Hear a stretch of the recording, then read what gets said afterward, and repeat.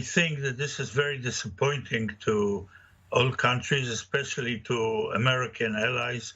We like to believe that the American democracy is the strongest in the world and everybody is trying to imitate it. And here, all of a sudden, we see such a breakdown.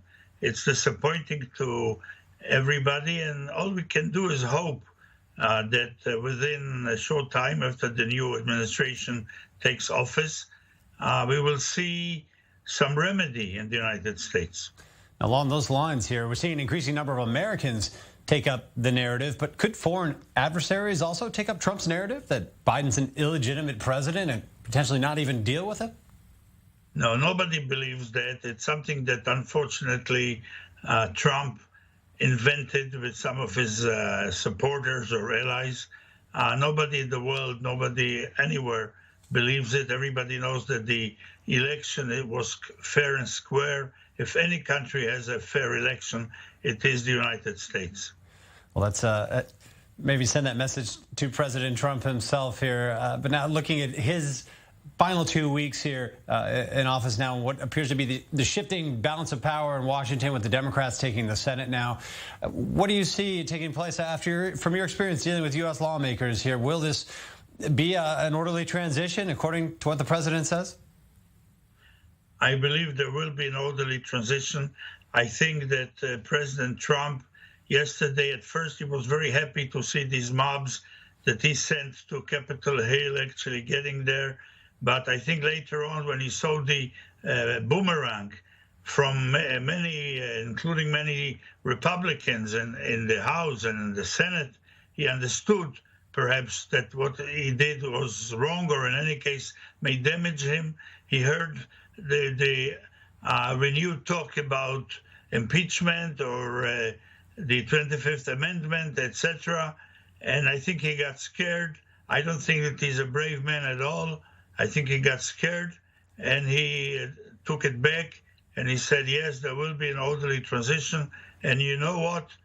At this time, for a change, I believe him. Now, from your perspective, in the Foreign Service here, Steve Mnuchin, Treasury Secretary, among others, is on a bit of a world tour right now, still working on foreign policy for the Trump administration. Now, does this kind of unrest at home completely undermine the diplomats, whoever's out trying to still work on foreign policy?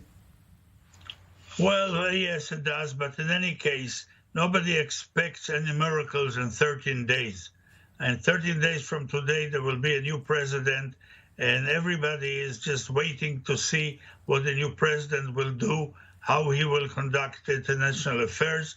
And I think that there's a good chance that we will finally see some tranquility in Washington following 4 very hectic years. And I think President Biden will be the right man for this, as he has been in Congress for decades. And he knows he's a deal maker. He knows how to reach out to the other side of the aisle. I think that we will see some sort of tranquility out of Washington and in Washington. And I think the world will basically be grateful for that.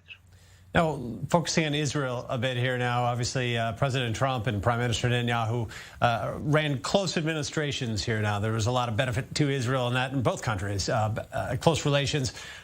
Do you think this will be a tricky move to start building relations with the Biden administration? No, I don't think so. What was achieved already was already achieved. For instance, these agreements with the Emirates or the other Gulf states, these will not be canceled all of a sudden. Biden will start from where we are now, from this point. But there will be some benefits in this. I'm pretty sure that his administration will try to renew the negotiations with the Palestinians to try and find some sort of a solution, because at the end of the day, there are almost 6 million Palestinians in this area. And just like us, they're not going anywhere. They're staying here. And I think if Biden will do anything to improve the relations or to create some sort of dialogue between Israel and the Palestinians, we should welcome it. It'll be a positive move. And in terms of coming back to the unrest in Washington now here, and the effect that it might have with America's adversaries here, looking for basically opportunity to take advantage of the unrest in Washington now. Is this a dangerous moment for that? For the enemies essentially looking for an opportunity? You know, if we had another year of the Trump presidency, this might have been an actual danger. Some countries might have tried to take advantage, but everybody knows that 13 days are just not enough to do anything.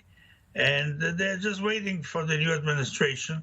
Everybody is preparing. Some will try to take advantage of the inexperience of the new administration, although Mr. Biden has been a vice president. He's very experienced. And some may try, but in those 13 days, the last 13 days of the Trump presidency, I don't see any real dangers.